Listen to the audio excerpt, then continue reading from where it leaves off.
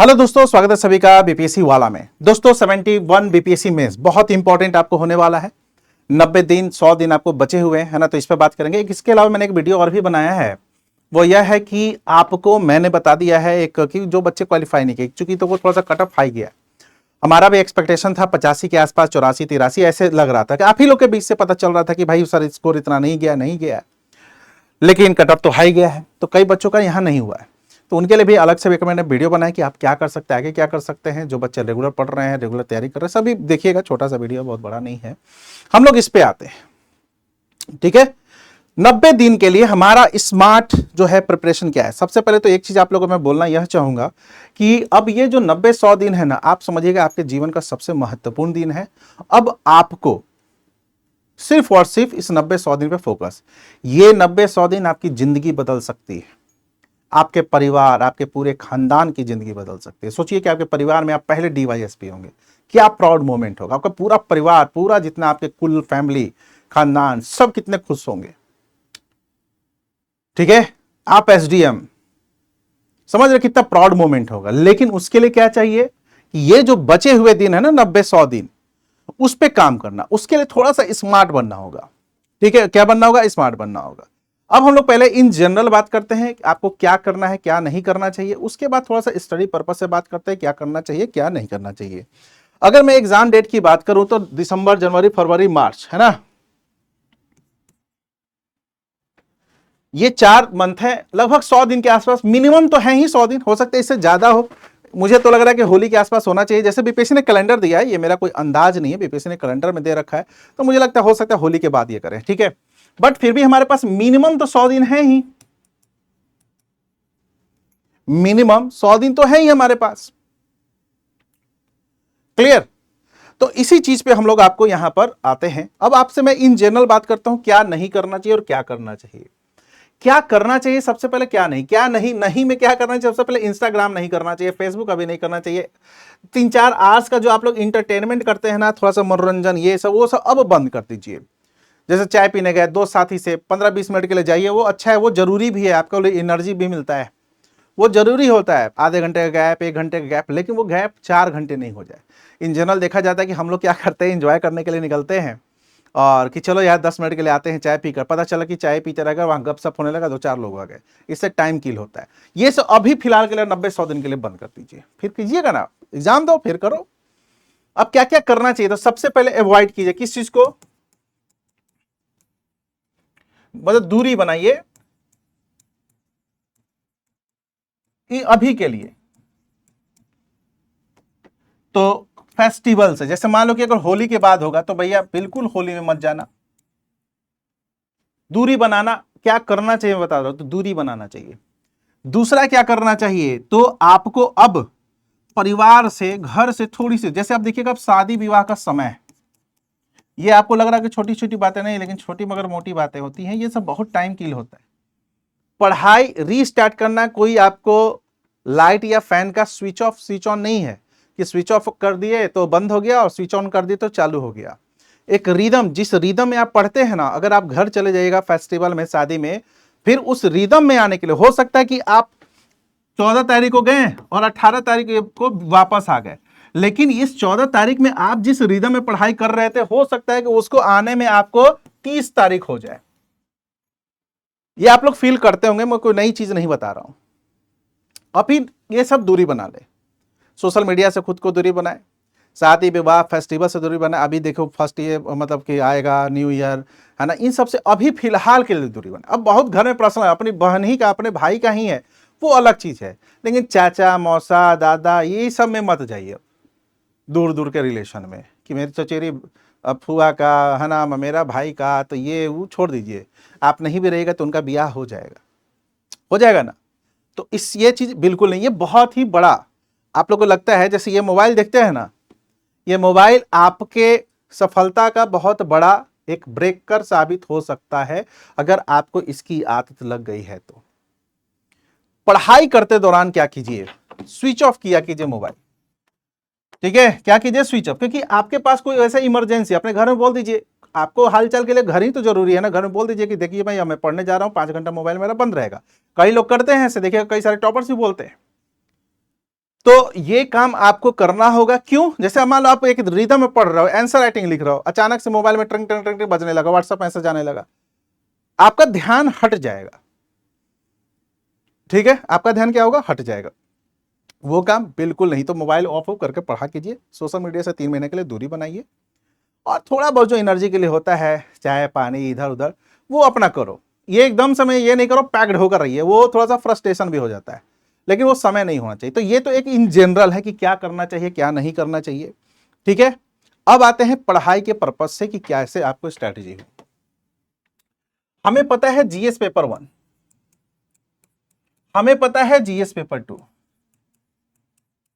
और हमें पता है एस से। इसके अलावा 2 सेक्शंस और हैं। एक है आपका सामान्य हिंदी,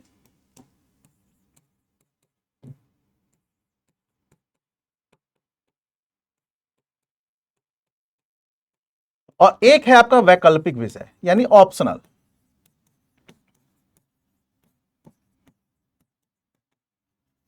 ये दोनों केवल पास करने होते हैं, और ये जब पास कीजिएगा तभी आपके ये कॉपी चेक होंगे। आप लोग को शायद ये जानकारी होगा, है ना। जब ये पास कीजिएगा ना तभी ये तीनों कॉपी चेक होंगे, नहीं तो आपके कॉपी चेक नहीं होंगे अगर आप इस दोनों फेल हो गए तो। तीनों पे कैसे काम करें? चूंकि हमारे पास 100 दिन है, कितने दिन है? मैं मिनिमम मानकर चल रहा हूं 100 डेज। इतने तो है ही, इतने तो है ही। जीएस पेपर 1 की जो सबसे खास विशेषता है वो है कि आपको यहां पर हिस्ट्री है, और हिस्ट्री की खास विशेषता है कि चीजें यहां पर मैक्सिमम फिक्स हैं। मतलब इसके शॉर्ट क्वेश्चन में एक जनजातीय पूछेगा ही पूछेगा, जैसे अभी चल रहा है ट्रेंड उसके अकॉर्डिंग बात कर रहा हूं। एक अधिनियम एक्ट पूछेगा ही पूछेगा, पूछ रहा है, तो हम लोग क्या करेंगे? जनजातीय रट जाएंगे, अधिनियम रट जाएंगे, कुछ विचार रट जाएंगे, जैसे पटना कलम या मौर्य कलम, ये सब रट जाएंगे। तो हिस्ट्री में जो बीपीएससी ने क्या किया ना, कुछ विशेषता रखी है, वह यह कि इनका एक लिमिटेशंस है, मतलब एक लिमिटेड है कि इसी एरिया से पूछेंगे। तो हिस्ट्री का जो पोर्शन है इसको क्या कीजिए आप लोग, अभी फिलहाल समय है तो आप लोग एक ही साथ क्या करते हैं, जैसे आप क्लास कर रहे हैं, जैसे मान लो एज फॉर एग्जांपल हमारा सफलता बैच चल रहा है, बच्चे उसमें कर रहे हैं, हम लोगों ने एक क्लास वहां रखा है 3 घंटे का। ठीक है, तो वो 3 घंटा आप लोग करें, आने जाने में आधा घंटा, तो 4 घंटा, तो एक कोर्स तो वहां पर चल ही रहा है आपका। तो उस कोर्स जो चल रही है, जो टॉपिक हो चुका है, उस पर आप पीवाईक्यू पे काम कीजिए। क्या कीजिए? मींस के पीवाईक्यू पे काम कीजिए। अब हिस्ट्री में आपने पढ़ रखा है, मान लीजिए आपने गांधी के विचार पढ़ रखे हैं, नेहरू पढ़ रखा है, टैगोर पढ़ रखा है, आपने आपको ट्राइबल मूवमेंट पढ़ रखा है, मुंडा संथाल ये सब पढ़ रखे हैं, आपने पटना कलम पढ़ रखा है, मौर्य पढ़ रखा है, पाल आर्ट पढ़ रखा है। अब आपका काम क्या है? इस पीवाईक्यू को उठाइए और जितने क्वेश्चन पूछे गए हैं इस टॉपिक से उसका एक फ्लो चार्ट बना लीजिए। क्या बना लीजिए? फ्लो चार्ट, या उसके बुलेट पॉइंट बना लीजिए। अपना एक शॉर्ट कॉपी बनाइए। क्या बनाइए? अपना एक शॉर्ट कॉपी। कई लोग बनाते हैं, पूछिएगा अपने किसी दोस्त से जो उसका सिलेक्शन हुआ है, शॉर्ट नोट्स इसी से बनाते हैं। क्या बनाएंगे? यहां पर बुलेट पॉइंट में लिख लेंगे। बुलेट पॉइंट्स मतलब कि ऐसे ऐसे, जैसे मान लो संथाल है तो संथाल के कारण को मैं 1-2 पॉइंट में ऐसे लिख दूंगा, उसके आपको परिणाम को लिख दूंगा 1-2 पॉइंट में, तत्कालिक रूप से असफल था तो भैया क्यों था इसको 2-3 पॉइंट में लिख दूंगा, उसके क्या परिणाम हुए, प्रभाव क्या उसको 2-3 पॉइंट में लिख दूंगा। और जब मैं इसको एक बार रिवीजन करूंगा ना, चूंकि एग्जाम में होता है क्या ना कि हमें पढ़े तो होता है, रिकॉल नहीं होता है। तो रिकॉल कैसे होगा? जब आपका शॉर्ट नोट्स बनेगा। तो आप क्या कीजिए, जितने भी आप हिस्ट्री के सेक्शंस पढ़े हैं इसका अपना शॉर्ट नोट्स बना लो, और एक तो क्लास अपना कर रहे हो, जो क्लास कर रहे हैं मैं उनकी बात कर रहा हूं, जो नहीं कर रहे हैं उनके पास 3 घंटा और है, 4 घंटा। तो 2 टॉपिक को पकड़ो। एक पकड़िए, जैसे मान लीजिए कि आपका साइंस टेक चल रहा है आपके कोचिंग में, या पर्सनली भी आप एक तरफ साइंस टेक उठाइए और एक तरफ इतिहास को उठाइए, जहां से मुझे पता है कि भाई यही फिक्स है। आप सोचिए ना कि बीपीएससी ने कितना अच्छा कहा है कि यही सबसे पूछूंगा। इसलिए देखिएगा कि कई लोग उसको बहुत अच्छे से तैयार करते हैं, और तैयार करने के दौरान अभी हमारा सीरीज भी शुरू होने वाला है मेंस वाला, यूट्यूब पे ही। कैसे करेंगे, जैसे फ्लो चार्ट का यूज करना, मैप का यूज करना कैसे करेंगे, मैं आपको इसी में बताऊंगा। ठीक है, तो एक तो ये हम लोग हिस्ट्री में आप लोग कर दीजिएगा, इसको कंप्लीट कर लो। इसके बाद यहां पर दूसरा जो सेक्शंस होते हैं वो है आपको यहां पर करेंट अफेयर। ये बहुत इंपॉर्टेंट रोल अदा करता है। आपने प्री के समय कई सारे करंट अफेयर पढ़े होंगे, अब आप लोग उसको भूल रहे होंगे। मैं हमेशा बोलता हूं कि भाई वो मेंस में भी काम आता है। बीपीएससी में आंसर लिखने की सबसे बड़ी विशेषता क्या होती है कि फैक्ट आपको डालने ही है। या आप यूपीएससी नहीं लिख रहे हो कि फैक्ट नहीं भी डाले, कंसेप्ट डाले तो काम चल जाएगा, नहीं। ये सत्य है कि बीपीएससी में फैक्ट डालने पड़ते हैं। और करेंट अफेयर के क्वेश्चन हैं तो एक तो आप 2 पढ़ ही रहे हैं सब्जेक्ट, 1-1 घंटा एवरीडे, मैं ज्यादा नहीं बोल रहा हूं, वो 1-1 घंटा एवरीडे करेंट अफेयर पे काम करते रहे। 100 दिन में आपका करेंट अफेयर तगड़ा तैयार हो जाएगा। 100 दिन में अगर आप 10 दिन इधर उधर भटके हैं, फिर भी 90-80 दिन में आपका करंट अफेयर तगड़ा स्टार्ट हो जाएगा। 80 घंटा 90 घंटा बहुत होगा आपके मेंस के करंट अफेयर के लिए, क्योंकि चीजें आपके लिए अनजान नहीं होंगी। आप प्री पढ़ ही कर तो आए होंगे ना, प्री में तो करंट अफेयर पढ़े ही होंगे ना, बहुत सारे प्री में करंट अफेयर क्या होंगे, बहुत सारे करंट अफेयर आप लोगों ने पढ़ा होगा। क्लियर? तो आप लोग 1-1 घंटा ये, और इसके अलावा कोई दूसरा, मतलब कि आपकी एक अपनी स्मार्ट स्ट्रैटेजी क्या होनी चाहिए कि 2 प्रॉपर सब्जेक्ट और प्लस 1 करेंट अफेयर स्टार्ट ऐसे करना चाहिए। वो प्रॉपर सब्जेक्ट कुछ भी हो सकता है। मैं इतिहास को इसलिए बोलता हूं क्योंकि इतिहास में चीजें होती हैं फिक्स, उसको कंप्लीट कर कर रख लीजिए, उसको कंप्लीट कर कर रख लीजिए। और किस आधार पर रखिएगा? PYQ। ये तो आपको गूगल पे भी मिल जाएगा, ढूंढिएगा तो आपको पेपर मिल जाएगा, है ना, लास्ट 5 ईयर का, मार्केट से भी ले सकते हैं, कुछ भी ले सकते हैं, आपको PYQ आराम से मिल जाएगा, कोई इशू नहीं है। क्लियर? तो एक तरीका आपका ये है।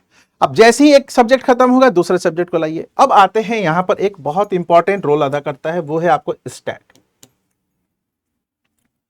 स्टैट, और ये 72 नंबर का। और आप लोगों को पता है कि आप करेंट अफेयर में कितना भी अच्छा लिख दो 100% नंबर नहीं मिलेगा, इतिहास में कितना अच्छा लिख दो 100 में 100 नहीं मिलेगा, नहीं मिलेगा। लेकिन इस स्टैट में 100 में 100, मतलब 72 में 72, 100 करने का मतलब 100% मार्क्स मिलते हैं। मैथ है ना। और आप लोग को ये भी पता है कि अगर आपका स्टैट अच्छा हो गया तो आपको पता है ऑटोमेटिकली आपके दिमाग में भी आ जाता है कि शायद आपका यहां पर सिलेक्शन हो सकता है। अब इसके लिए क्या करें? तो जैसे ही यहां पर आपका एक सब्जेक्ट खत्म होता है, आइदर हिस्ट्री और यहां पर जो भी आपका साइंस है, जो भी एक खत्म होता है, करेंट अफेयर तो रेगुलर चलना है, ठीक है। आप स्टैट को उठाइए, स्टैट को उठाइए। अब स्टैट को उठाकर क्या कीजिए, सबसे पहले इसके PYQ को एनालिसिस कीजिए। स्टैट के उठाकर PYQ को एनालिसिस कीजिए कि आपसे कितने क्वेश्चन बन रहे हैं, अटेम्प्ट हो रहे हैं। तो जैसे ही एक सब्जेक्ट आपका खत्म होगा आप दूसरे सब्जेक्ट को उठाइए। आपके पास अभी मोर देन सफिशिएंट है, क्योंकि मैं क्या बोल रहा हूं कि आपको अभी सामाजिक जीवन से कट कर रहना है। तो आपके पास आराम से 15 घंटे 16 घंटे के होंगे स्टडी के टाइम। नहीं चलो भाई 12 घंटे पढ़ो ना, वो भी तुम्हारे लिए बहुत है। अगर प्रॉपर अगर 12 घंटे पढ़ लिए ना, 13 घंटे 14 घंटे, अगर 10 घंटे भी रेगुलर पढ़ रहे हो तो प्रॉपर है। लेकिन प्रॉपर पढ़ना, ये नहीं कि पेज पलट रहे हैं और सोच कुछ और रहे हैं, वो वाला पढ़ाई नहीं। पढ़ाई का मतलब कि कंसंट्रेट होगा। तो आप क्या कीजिएगा, जैसे ही एक सब्जेक्ट खत्म होगा, ये मेरे अकॉर्डिंग है, आप अपना भी देख सकते हैं, आप स्टैट को उठाइए। चूंकि स्टैट 72 नंबर, और स्टैट उठाकर सबसे पहले 2-3 दिन किस पे काम करना है? अपने PYQ पे। जैसे आपको पता है कि 17वीं में स्टैट लेंदी पूछ दिया था, जो कि किसी को एक्सपेक्टेड नहीं था। अब जिसका वहां पर मैथ तगड़ा था उसने क्या किया, बना लिया उसको।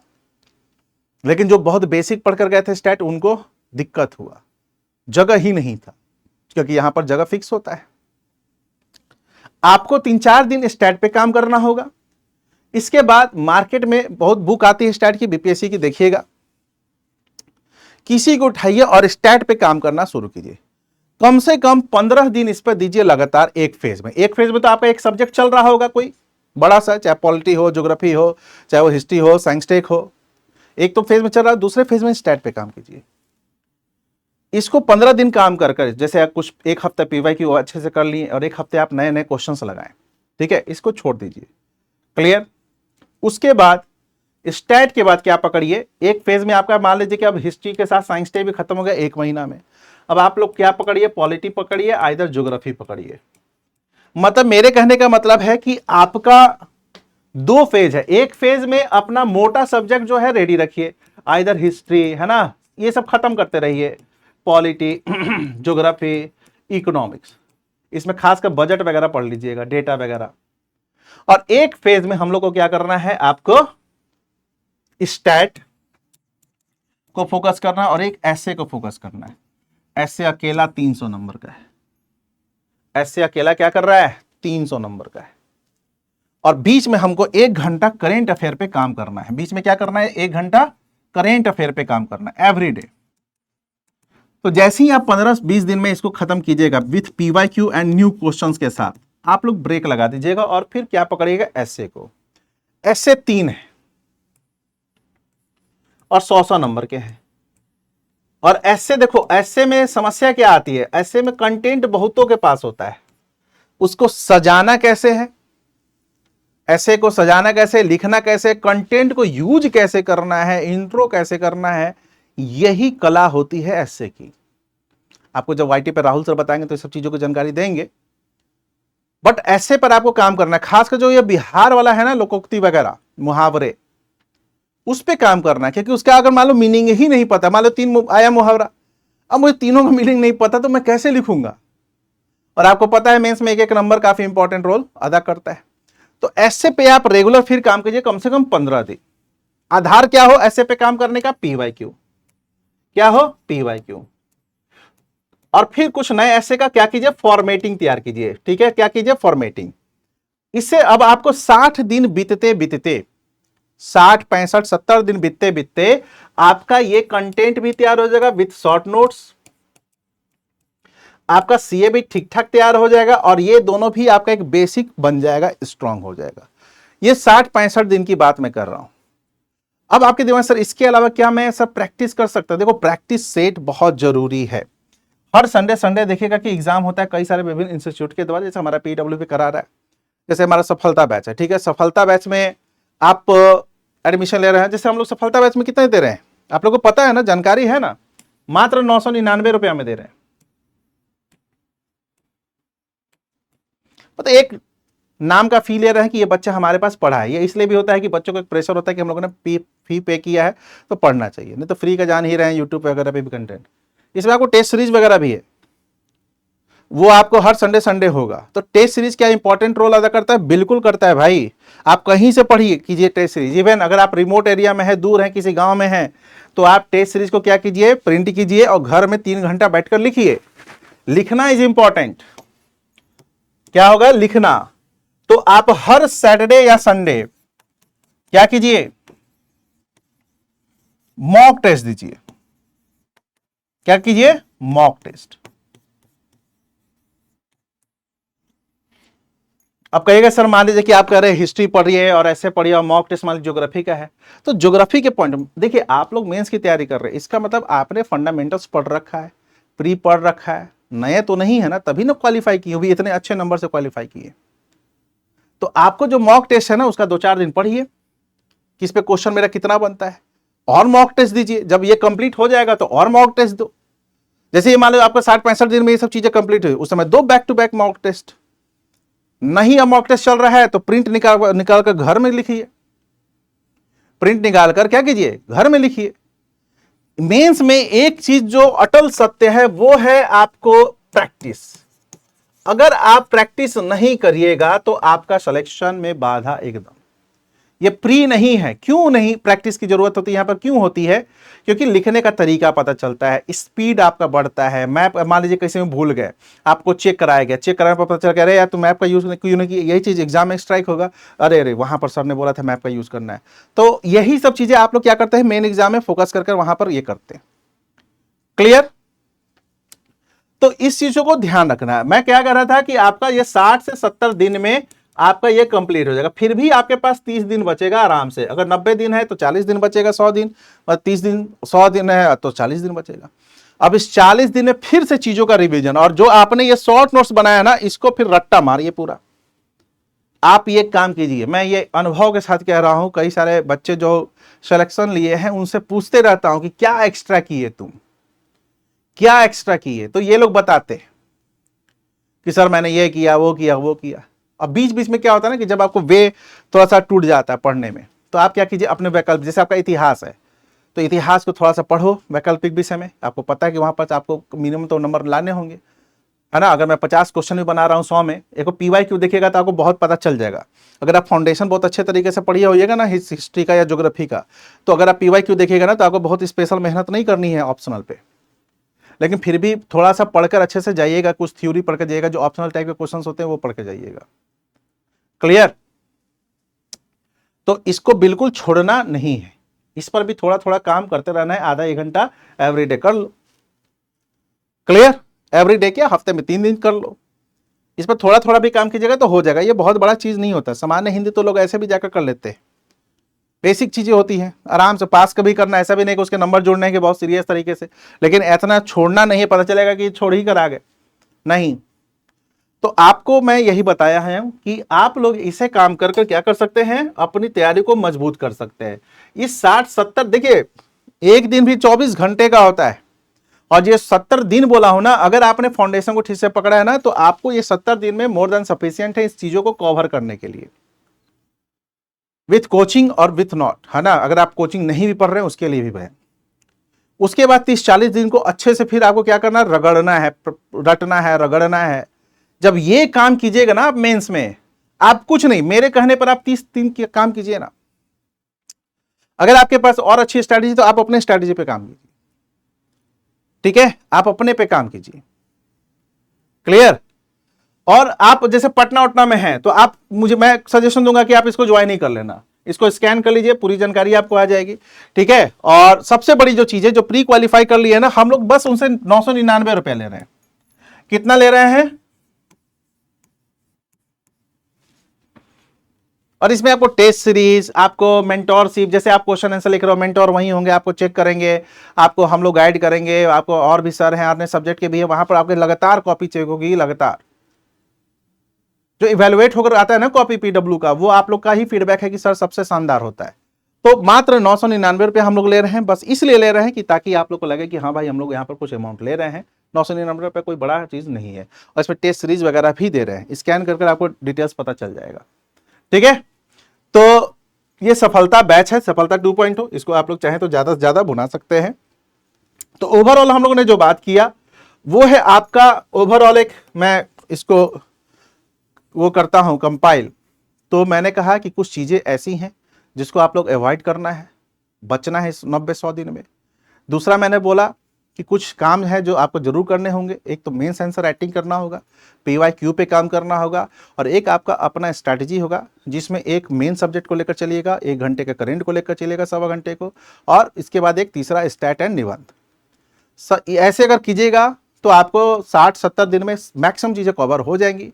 उसके बाद 30-40 दिन बचता है तो उसको फिर आप लोग प्रैक्टिस वगैरह पे कीजिए। बीच बीच में संडे और सैटरडे संडे को आप लोग को क्या देना है, मॉक टेस्ट सीरीज, ठीक है। क्या देना है, मॉक टेस्ट, किसी का भी दीजिए, कोई इशू नहीं है। इवन आप, मैं तो ये भी कहा कि अगर ग्रामीण क्षेत्र में रहते हैं, वहाँ सुविधाएं नहीं है, तो आप डाउनलोड कर लो, सॉफ्ट कॉपी तो हो ही जाता है, गूगल वगैरह पे मिलता ही है, कहीं ना कहीं टेलीग्राम पे, कहीं व्हाट्सएप पे, कहीं ना कहीं मिलता ही रहता है। आप उसको डाउनलोड कर लो, डाउनलोड कर फिर 3 घंटा अपने घर में ही लिखो। बोल दो घर में कि भाई मैं अभी लिख रहा हूं या लिख रही हूं, अभी डिस्टर्ब नहीं करने का 3 घंटा। लिखना इज इंपॉर्टेंट। मेंस, चूंकि मेंस में क्या है, मेंस में एक मंत्र है, जितना कलम घिसिएगा उतना आगे बढ़िएगा, इंपॉर्टेंट। और ऑप्शनल के लिए क्या करें, मैंने वही बोला, हफ्ते में आपको 1-1 घंटा बीच में निकालिए, उसको थोड़ा सा पढ़िए अगर आपको मजबूत है तो ये आपकी स्ट्रैटेजी होनी चाहिए मेंस आंसर राइटिंग को लेकर। बाकी हम लोग यहाँ पर फ्री आंसर राइटिंग करवा रहे हैं, उसको भी करते रहिए यूट्यूब पे, आपको कुछ सीखने को ही मिलेगा। ऐसे का भी होगा, हिस्ट्री का भी मेरा आ रहा है, ठीक है, ज्योग्राफी का भी आ रहा है। तो चलिए इस वीडियो में इतना ही, थैंक यू, धन्यवाद।